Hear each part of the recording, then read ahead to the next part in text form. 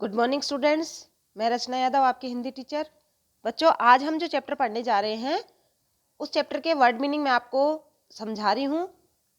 तो आपको उससे पहले अपनी बुक निकालनी है, क्योंकि आपके पास बुक का होना बहुत ज़्यादा ज़रूरी है। अगर बुक नहीं होगी तो आप वर्ड मीनिंग को अच्छे से समझ नहीं पाओगे।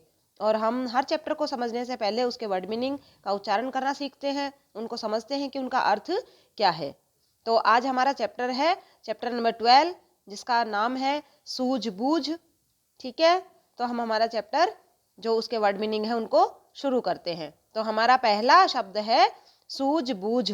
सूझबूझ का अर्थ होता है समझदारी। जैसे किसी भी कार्य को करते समय हम हमारी पूरी समझदारी से उस कार्य को करें कि क्या सही है और क्या गलत है, उसको हम कहते हैं समझदारी।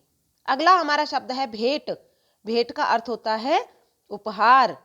ठीक है, जैसे हम किसी के जन्मदिन पे या शादी में या कहीं पर भी किसी के प्रोग्राम में अगर हम जाते हैं तो हम उनके लिए जो गिफ्ट लेके जाते हैं हम उसको क्या कहते हैं, भेंट या उपहार। ठीक है, अगला शब्द है हमारा उम्मीद। उम्मीद का अर्थ होता है आशा। जैसे कि हम कभी जैसे हम अभी मान लीजिए हम 3rd क्लास में पढ़ रहे हैं, ठीक है, तो हम क्या आशा रखते हैं, क्या उम्मीद रखते हैं कि हमारे इस क्लास में बहुत अच्छे नंबर आएंगे, है ना। तो आपको ये उम्मीद होती है क्योंकि आप पूरी मेहनत करते हो। तो किसी से कोई उम्मीद रखना, ठीक है, उसको हम कहेंगे आशा। इसी प्रकार हमारा अगला शब्द है प्रोत्साहन। प्रोत्साहन का अर्थ होता है हौसला बढ़ाना। जैसे आप क्लास में जब कोई अच्छा वर्क करके दिखाते हो तो हम आपको कहते हैं कि हाँ बेटा, वेरी गुड, शाबाश। तो आपको जो शाबाशी दी जाती है वो होता है प्रोत्साहित करना, प्रोत्साहन करना। ठीक है, अगला हमारा शब्द है उपयोग। उपयोग का अर्थ होता है काम लेना। जैसे किसी भी चीज का, किसी भी साधन से हम जब कोई भी काम करते हैं, जैसे पेन से हम लिखते हैं, पेंसिल से हम लिखते हैं, तो ये होता है उनका उपयोग करना। ठीक है, इसी प्रकार अगला शब्द है हमारा महावत। महावत का अर्थ होता है हाथी वाहन, जो हाथी को चलाने वाला होता है वो। ठीक है, अगला हमारा शब्द है कदर। कदर का अर्थ होता है इज्जत। इज्जत मतलब किसी की रिस्पेक्ट करना, मान सम्मान करना। ठीक है, अगला हमारा शब्द है कठिन। कठिन का अर्थ होगा मुश्किल।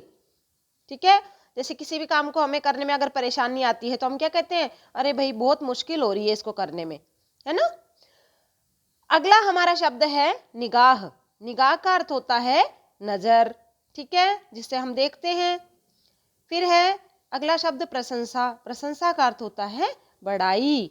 जैसे अब आप कोई अच्छा काम करो और आपकी मम्मी कहें कि मेरे बेटे ने ये बहुत अच्छा काम किया है, मेरा बेटा बहुत अच्छा है, तो वो आपकी मम्मी आपकी बड़ाई कर रही है। या आप टीचर के सामने कोई अच्छा काम करते हैं तो टीचर आपकी प्रशंसा करती है ना।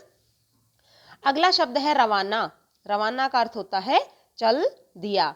ठीक है, जैसे अगर हम कहीं जाते हैं और वहां से जब वापस आते हैं तो वहां से रवाना होना मतलब चलना। ठीक है बच्चों, तो अभी मैंने आपको ये सारे के सारे वर्ड मीनिंग अच्छे से आपको समझाए हैं और उम्मीद करती हूँ आपको ये सारे के सारे जो शब्द अर्थ हैं वो अच्छे से समझ में आ गए होंगे। आपको भी इनका इसी प्रकार से उच्चारण करना है। ठीक है बच्चों, धन्यवाद।